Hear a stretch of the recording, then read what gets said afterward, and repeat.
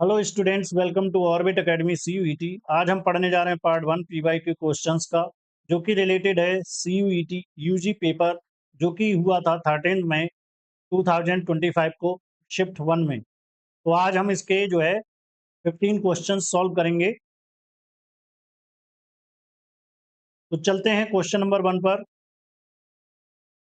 When 126 volt is applied across a wire of 10 meter length and 0.30 mm radius, the current density is 1.4 into 10 to the power 4 ampere per meter square. What is the resistivity of the wire? तो यहाँ पर हमें calculate करना है resistivity wire की। यहाँ पर voltage हमें गिवन है 126 वोल्ट, एंड जो लेंथ है वायर की ये हमें गिवन है, और जो रेडियस है ये हमें गिवन है। करंट डेंसिटी यहाँ पर गिवन है, ऑप्शन गिवन है यहाँ पर 1.2 into 10 to power 3 ohm metre, 9 into 10 to power 3 ohm metre, 9 into 10 to power -3 ohm metre, 3 into 10 to power -8 ohm metre. तो यहाँ पर हमें गिवन है V equal to 126 volt, length हमें गिवन है 10 मीटर, रेडियस गिवन है 0.30 mm। इसको metre में कन्वर्ट कर लेंगे तो ये मिल जाएगा हमें 0.30 इंटू 10 टू पावर -3 मीटर। इसको हम लिख सकते हैं 3 into 10 to power -4 metre. Radius मिल गई यहाँ पर, और जो करंट डेंसिटी हमें गिवन है यहाँ पर 1.4 into 10 to power 4 ampere per metre square. तो जो करंट डेंसिटी का फार्मूला होता है ये जे इक्वल टू होता है सिग्मा ई। ई यहाँ पर इलेक्ट्रिक फील्ड है, इसको हम और सिंप्लीफाई करेंगे तो इसको हम लिख सकते हैं ई अपॉन रो। रो हो गई रजिस्टिविटी। तो यहाँ से हमें कैलकुलेट करना है रो को, तो रो इक्वल टू हो जाएगा यहाँ पर ई अपॉन करंट डेंसिटी जे, और जो इलेक्ट्रिक फील्ड है इसको हम लिख सकते हैं वोल्टेज पर यूनिट लेंथ, यानी ई इक्वल टू होता है वी अपॉन एल। तो ये मिल गया, इसको हमें कैलकुलेट करना है। तो यहाँ पर हम वैल्यूज पुट कर देंगे, तो रो इक्वल टू मिल जाएगा 126 डिवाइडेड बाई 10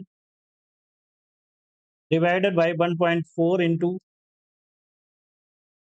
10 टू पावर 4। तो यहाँ से मिल जाएगा ये हमें 12.6 divided by 1.4 into 10 to power -4। इसको कैंसिल आउट करेंगे तो ये यहाँ से मिल जाएगा हमें 9। तो रो इक्वल टू मिल गया। तो यहाँ पर हमें रिजल्ट मिल जाएगा rho equal to 9 into 10 to power -4 ohm metre. तो हमारा ऑप्शन जो है यहाँ पर सी करेक्ट हो जाएगा, 9 into 10 to power -4 ohm metre. चलते हैं क्वेश्चन नंबर सेकंड पर। A capacitor of capacitance C equal to 10 microfarad is charged by connecting it to a battery of EMF 12 volt. The capacitor is now disconnected and reconnected to the battery with the polarity reversed. The heat developed in the connecting wires will be. तो यहाँ पर हमें heat energy जो है find out करनी है wire में। तो यहाँ पर एक कैपेसिटर है जिसकी कैपेसिटी है C इक्वल टू 10 माइक्रोफैरेड, और यहाँ पर जो बैटरी है इसका ईएमएफ है 12 वोल्ट। तो जो कैपेसिटर है इसको हम जो है डिस्कनेक्ट करते हैं, फिर इसको रिकनेक्ट करते हैं और बैटरी की जो पोलैरिटी है उसको रिवर्स कर देते हैं। तो यहाँ पर हीट एनर्जी हमें जो है निकालनी है वायर की। ऑप्शन गिवन है 2.88 milli joule, 1.44 milli joule, 0.72 milli joule and 0.36 milli joule. तो यहाँ पर जो वर्क डन होता है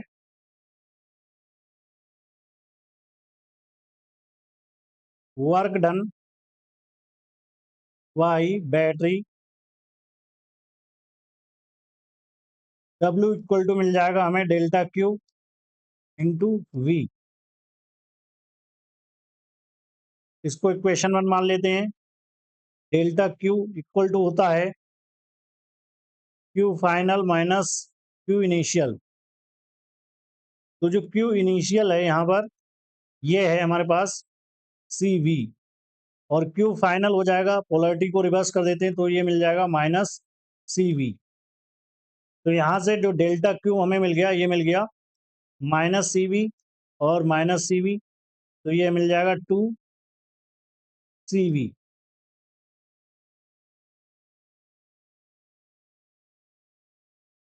तो यहाँ पर जो हीट डेवलप होगी ये इक्विवेलेंट होती है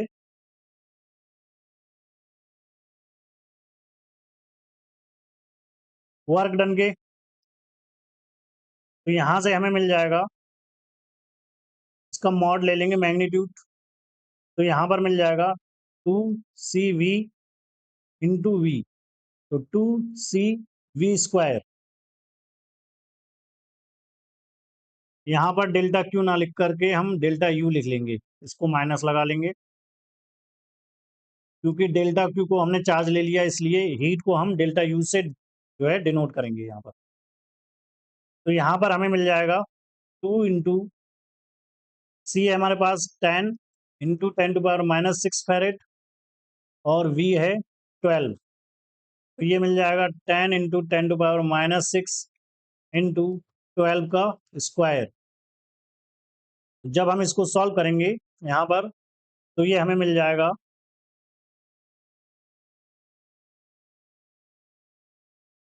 2.88 इंटू 10⁻³ जूल, तो इसको हम लिख सकते हैं 2.88 मिली जूल। तो ऑप्शन यहाँ पर हमारा जो करेक्ट होगा ये हो जाएगा A correct.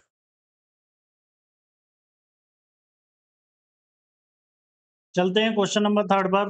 The electromagnetic radiation use to kill germs in water purifier is. तो यहाँ पर हमें इलेक्ट्रोमैग्नेटिक रेडिएशन बताना है जिसका यूज करके हम जर्म्स को किल करते हैं वाटर प्यूरिफायर में। ऑप्शन गिवन है यहाँ पर gamma rays, X rays, infrared rays and ultraviolet rays. तो ऑप्शन हमारा करेक्ट हो जाएगा डी, अल्ट्रावायलेट रेज का यूज करते हैं हम वाटर प्यूरिफायर में टू किल जर्म्स। चलते हैं क्वेश्चन नंबर 4 पर। An electric dipole is placed in a uniform electric field, its potential energy will be minimum when the angle between its dipole moment and electric field is। तो यहाँ पर एक electric dipole है, ये uniform electric field में रखा हुआ है। तो यहाँ पर जो पोटेंशियल एनर्जी है ये मिनिमम होती है जब जो एंगल है डायपोल मोमेंट और इलेक्ट्रिक फील्ड के बीच में, ये हमें फाइंड आउट करना है कि कितने एंगल पर पोटेंशियल एनर्जी मिनिमम होगी। ऑप्शन गिवन है यहाँ पर 0 degree, 90 degree, 180 degree and 30 degree. तो जो पोटेंशियल एनर्जी का फार्मूला होता है ये हमें याद होना चाहिए। यू इक्वल टू होता है माइनस पी कॉस थीटा, या इसको हम लिख सकते हैं minus P dot E. Question one मान लेते हैं। तो व्हेन थीटा इक्वल टू 0, तो जो कॉस थीटा है ये हो जाएगा 1, यानी ये मैक्सिमम वैल्यू हो जाएगी इसकी। तो यहाँ पर जो u मिलेगा हमें ये मिल जाएगा माइनस पी कॉस 0 डिग्री, तो ये मिल जाएगा माइनस पी, यानी u मिलेगा माइनस पी। तो ये जो है हो गई minimum potential energy.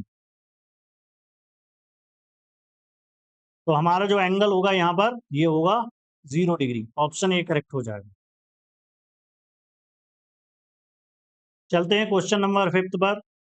A wire of length L metres carrying current I ampere is bent in the form of circle. The magnitude of its magnetic moment in SI unit is। तो यहाँ पर हमें मैग्नीट्यूड कैलकुलेट करना है magnetic moment का SI unit में। तो यहाँ पर एक वायर है जिसकी लेंथ L है और इसमें जो करंट फ्लो हो रहा है I एम्पियर का हो रहा है, इसको हम मोड़ कर एक सर्कल बना देते हैं। तो इसमें हमें जो है मैग्नेटिक मोमेंट को फाइंड आउट करना है। ऑप्शन है यहाँ पर हमें गिवन है I L square upon pi, I L square upon 2 pi, I L square upon 4 pi, I L square upon 8 पाई। तो जो मैग्नेटिक मोमेंट होता है इसका फार्मूला हमें पता होना चाहिए।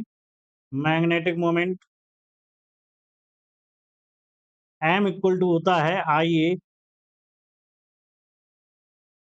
ये एरिया है, आई यहाँ पर करंट है। तो जब हम वायर को सर्कल में कन्वर्ट करेंगे तो इसकी जो सरकमफ्रेंस होगी 2 पाई आर, ये जो है लेंथ के इक्वल हो जाएगी। तो यहाँ से जो आर में हमें मिलेगा ये मिल जाएगा एल अपॉन 2 पाई। नाउ जो एरिया हो जाएगा, एरिया इक्वल टू होता है पाई आर स्क्वायर। तो यहाँ पर हमें मिल जाएगा पाई एल अपॉन 2 पाई का स्क्वायर। तो यहाँ पर pi L square upon 4 pi square, तो ये हमें मिल जाएगा L square upon 4 pi. Hence from equation 1 जो एम इक्वल टू हमारे पास है आई ए, तो यहाँ पर आई की वैल्यू जो है आई रहेगी, ए की वैल्यू पुट कर देंगे तो ये आंसर हमें मिल जाएगा। तो ऑप्शन यहाँ पर सी हमारा करेक्ट हो जाएगा।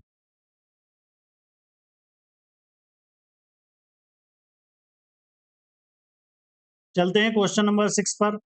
Mass of the chlorine nucleus is 34.98 AMU which has protons of mass 17.13325 AMU and neutrons of mass 18.155970 AMU. The binding energy of the nucleus nearly. तो यहाँ पर हमें बाइंडिंग एनर्जी फाइंड आउट करनी है न्यूक्लियस की। Option यहाँ पर हमें गिवन है। तो सबसे पहले हमें पता होना चाहिए मास डिफेक्ट क्या होता है। डेल्टा एम इक्वल टू होता है mass of the neutrons plus mass of the protons minus mass of the nucleus. तो यहाँ पर जो प्रोटॉन्स और न्यूट्रॉन्स का मास है ये गिवन है 18.15590 प्लस 17.13325, ये जो है पार्टिकल्स का मास हो गया, माइनस न्यूक्लियस का मास हमें गिवन है 34.98। तो जब हम इसको सॉल्व करेंगे तो यहाँ पर हमें मिल जाएगा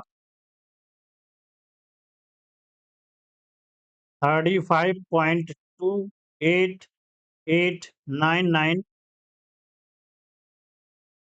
अप्रोक्सीमेटली माइनस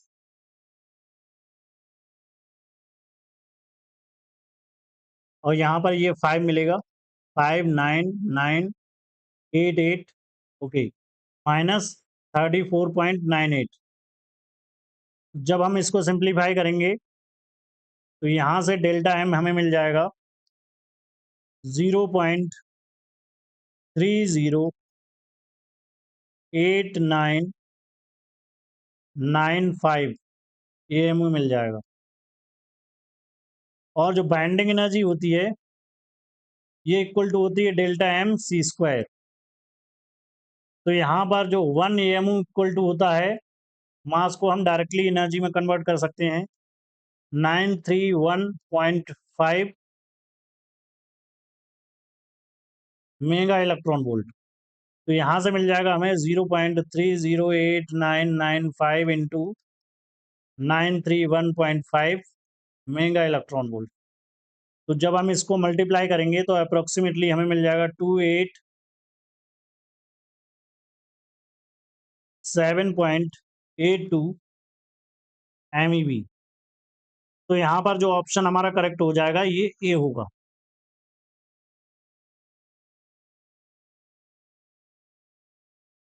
चलते हैं क्वेश्चन नंबर 7 पर। Which of the following statement is correct for the identification of diode using a multimeter. तो निम्नलिखित में से कौन सा स्टेटमेंट करेक्ट होगा ये हमें फाइंड आउट करना है। Option A, the multimeter shows an initial deflection which falls to 0. B, the multimeter display current in one direction only. C, the multimeter display current in both directions. D, multimeter can not identify diode. तो यहाँ पर जो option B है ये correct होगा, multimeter display current in one direction only. तो यहाँ पर क्या होगा, जो डायोड होता है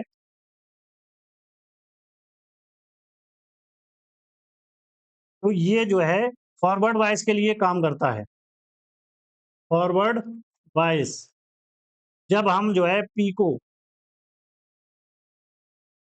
को जो है पॉजिटिव टर्मिनल से जोड़ते हैं, एन को नेगेटिव टर्मिनल से जोड़ते हैं, तभी डायोड जो है वर्क करता है। अगर इसकी जो पोलैरिटी को रिवर्स कर दें तो ये जो है कट ऑफ हो जाता है। तो जो डायरेक्शन है ये जो है करंट की डायरेक्शन ये एक ही डायरेक्शन में होगी, तो जिसके कारण हमें पता लग जाएगा कि जो है ये डायोड यूज हो रहा है। तो ऑप्शन यहाँ पर बी करेक्ट हो जाएगा हमारा।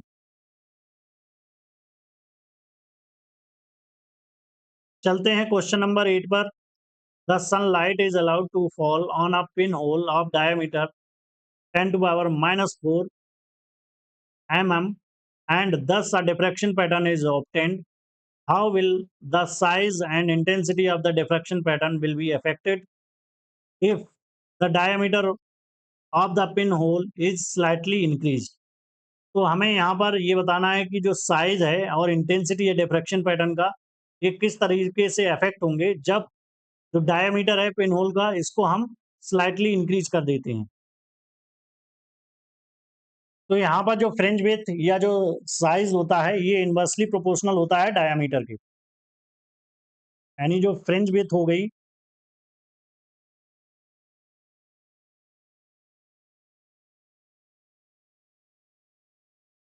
और साइज ये इनवर्सली प्रोपोर्शनल होते हैं डायमीटर के। तो अगर हम यहाँ पर जो डायमीटर है पिनहोल का ये इंक्रीज करेंगे तो जो साइज है ये डिक्रीज कर जाएगा। इसके बाद जो इंटेंसिटी होती है ये प्रोपोर्शनल होती है एरिया ऑफ द होल। तो अगर डी इंक्रीज करता है तो जिसके कारण जो इंटेंसिटी है ये भी जो है इंक्रीज कर जाएगी। जो इंटेंसिटी है प्रोपोर्शनल होती है एरिया ऑफ द होल। तो अगर हम ई डायमीटर है जो पिनहोल का ये इंक्रीज करेंगे तो यहाँ पर जो इंटेंसिटी है ये भी जो है इंक्रीज कर जाएगी। तो ऑप्शन यहाँ पर हमारा जो है सी करेक्ट हो जाएगा।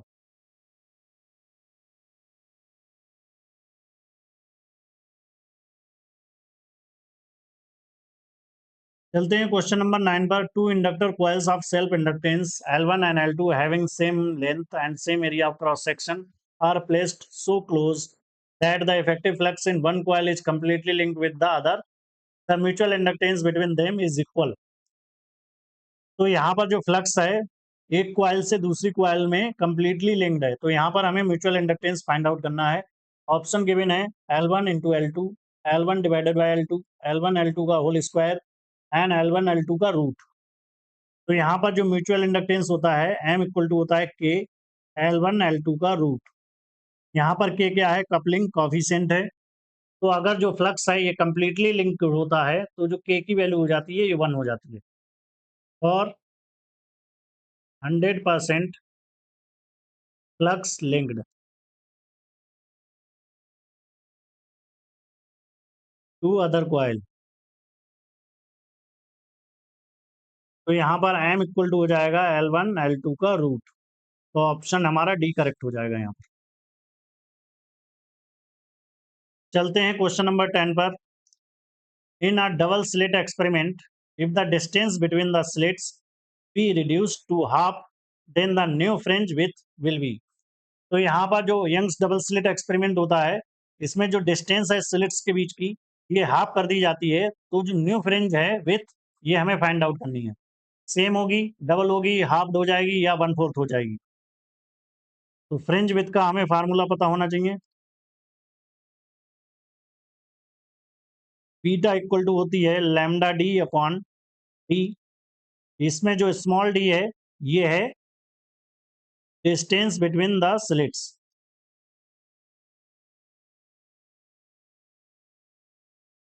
तो अगर स्मॉल डी को हम कर देते हैं हाफ D/2, तो यहाँ पर जो न्यू फ्रिंज विथ हो जाएगी ये हो जाएगी beta prime lambda D upon D/2। तो यहाँ से मिल जाएगा हमें 2 lambda D divided by D, तो ये हो जाएगी 2 बीटा, यानी 2 टाइम्स हो जाएगी। तो ऑप्शन बी करेक्ट हो जाएगा यहाँ पर।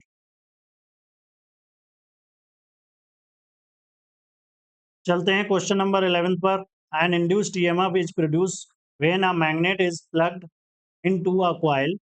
The magnitude of induced EMF is independent of. तो यहाँ पर जो मैग्नीट्यूड होगा इंड्यूस्ड ईएमएफ का, ये इंडिपेंडेंट होगा the strength of the magnet, the speed at which the magnet is moved, the resistivity of the wire of the coil, the number of turns in the coil. तो यहाँ पर option हमारा C correct हो जाएगा। जो magnitude होगा induced EMF का, ये इंडिपेंडेंट होगा the resistivity of the wire of the coil, क्योंकि जो ईएमएफ होता है ये इक्वल टू होता है minus N T phi upon D T. तो ये जो है डिपेंड करता है मैग्नेटिक स्ट्रेंथ पर, स्पीड पर और नंबर ऑफ टर्न्स पर। ये जो है वायर के रेजिस्टेंस पर डिपेंड नहीं करता है। जो ईएमएफ है it depends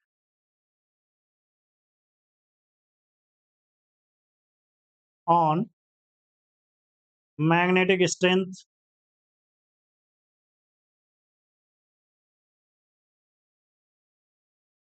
speed and number of turns पर।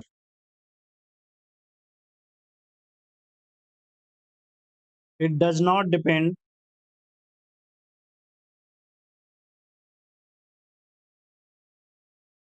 ऑन द रेजिस्टेंस और resistivity of the coil wire।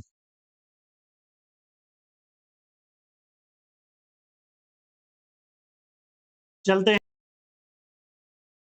Question number 12। Two positive point charges are 3 metre apart in the air and the sum of two charges is 20 microcoulomb.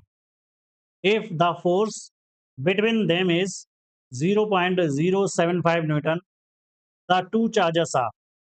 तो यहाँ पर हमें charges की value find out करना है। Charges के बीच की जो डिस्टेंस है 3 मीटर है और इनका जो सम है ये है 20 माइक्रोकूलम। ऑप्शन यहाँ पर गिवन है हमें 14 microcoulomb and 6 microcoulomb, 4 microcoulomb and 16 microcoulomb, 15 microcoulomb and 5 microcoulomb, 12 microcoulomb and 8 microcoulomb। तो यहाँ पर क्वेश्चन में हमें गिवन है Q1 plus Q2 equal to 20 microcoulomb. Force given है यहाँ पर 0.075 न्यूटन और डिस्टेंस दोनों के बीच की है, इसको आर मान लेते हैं। आर हमें गिवन है 3 मीटर। तो जो फोर्स होता है चार्जेस के बीच में ये इक्वल टू होता है के Q1 Q2 upon are square. यहाँ पर जो के है ये इक्वल टू होता है 1/4πε0। इसकी वैल्यू होती है 9 into 10⁹ newton metre square upon coulomb square. तो यहाँ पर वैल्यूज को पुट कर देंगे हम। तो एफ की वैल्यू हमें गिवन है 0.075 इक्वल टू के की वैल्यू हो गई यहाँ पर 9 इंटू 10⁹। आर की वैल्यू हो गई यहाँ पर 3 का स्क्वायर, ये Q1 Q2। तो यहाँ पर Q1 Q2 की वैल्यू हमें मिल जाएगी, ये 3 से जो है 3 का स्क्वायर 9 हो गया, तो ये 9 यहाँ से 9 कैंसिल आउट हो गया। ये हमें मिल गया 0.075 डिवाइडेड बाई 10⁹।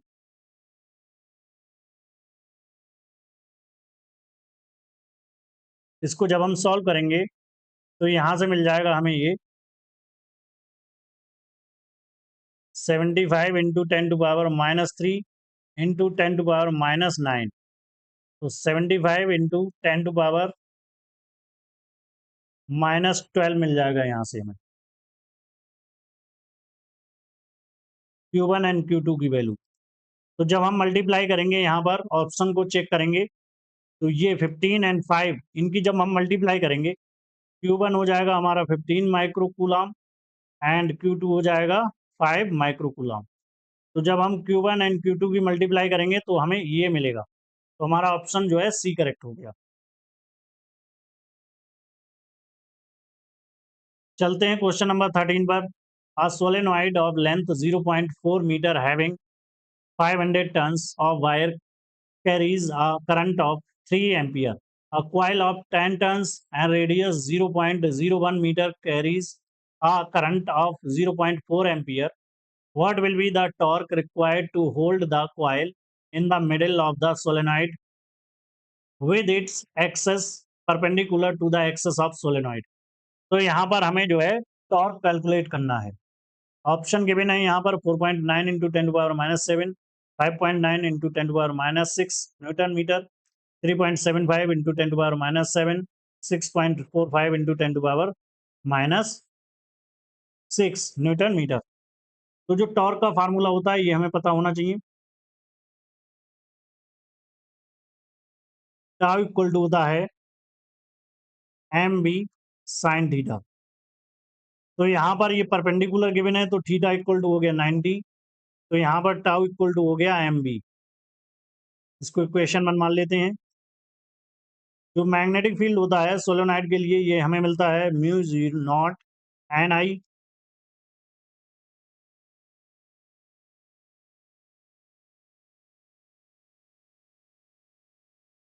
तो यहाँ पर जो एन हो जाएगा हमारा ये हो जाएगा number of turns per unit length.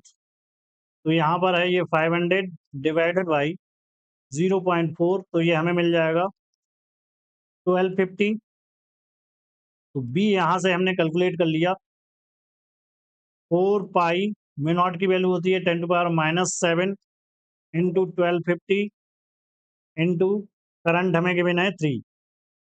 तो ये जो है अप्रोक्सीमेटली निकल के आएगा, ये निकल के आएगा 4.71 इंटू 10⁻⁻3 टेस्ला। बी मिल गया यहाँ से हमें। नाउ फॉर सर्कुलर कॉइल, यहाँ पर जो टर्न्स हैं ये हमें गिवन है 10। करंट है यहाँ पर ये है 0.4 एम्पियर एंड जो रेडियस है यहाँ पर ये है 0.01 मीटर। तो यहाँ पर जो हमारा मैग्नेटिक मोमेंट होगा यानी एम इक्वल टू होता है यहाँ पर एन आई ए। तो यहाँ पर जो एरिया है ये हम कैलकुलेट कर लेंगे। तो यहाँ पर वैल्यूज मिल जाएगी 10 इंटू 0.4 इंटू पाई एंड ये रेडियस का जो है स्क्वायर। जब हम इसको सिंप्लीफाई करेंगे एम की वैल्यूज को तो ये यहाँ से हमें मिल जाएगा 4 पाई इंटू ये हो जाएगा 10⁻⁻2 यानी 10⁻⁻4 मिल जाएगा हमें यहाँ पर। इन सब की वैल्यूज को हम पुट करेंगे अब इक्वेशन 1 में। तो टाउ इक्वल टू है हमारे पास एम बी। तो यहाँ से हमें मिल गया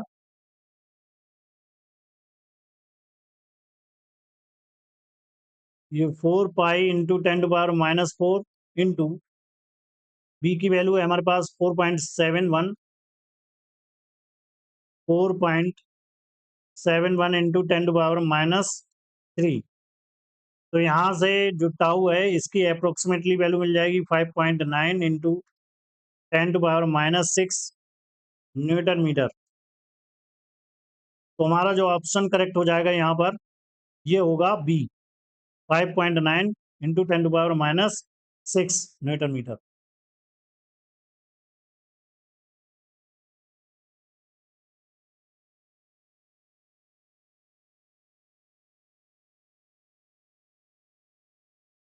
चलते हैं क्वेश्चन नंबर 14 पर। The terminal voltages of a cell are found to be 29 volt and 28 volt when it delivers current 1 ampere and 2 ampere respectively. The EMF and the internal resistance of the cells are respectively. तो यहाँ पर जो है EMF और internal resistances को calculate करना है हमें।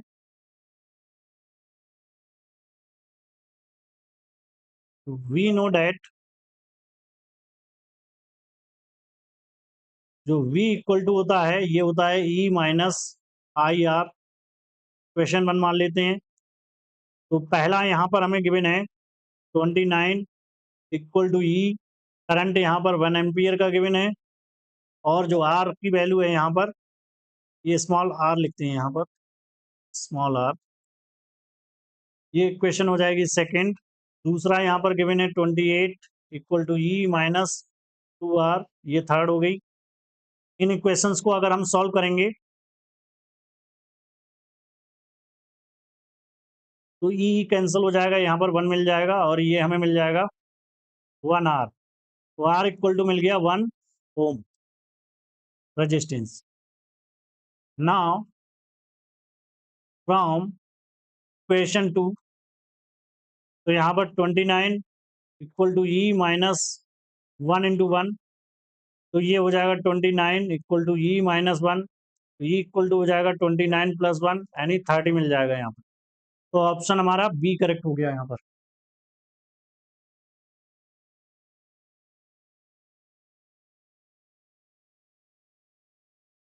चलते हैं क्वेश्चन नंबर 15 पर।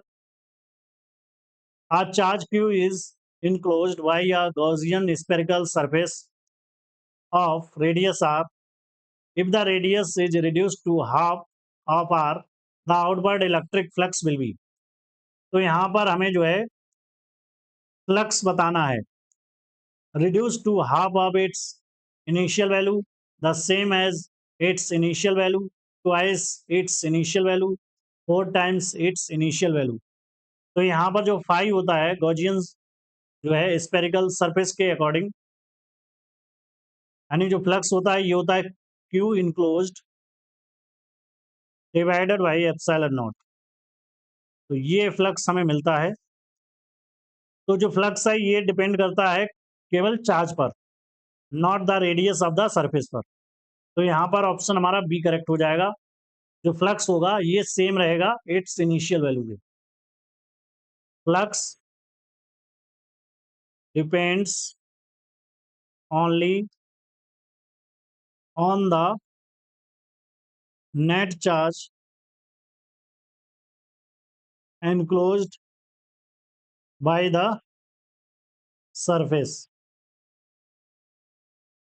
तो ऑप्शन यहाँ पर बी करेक्ट हो जाएगा हमारा।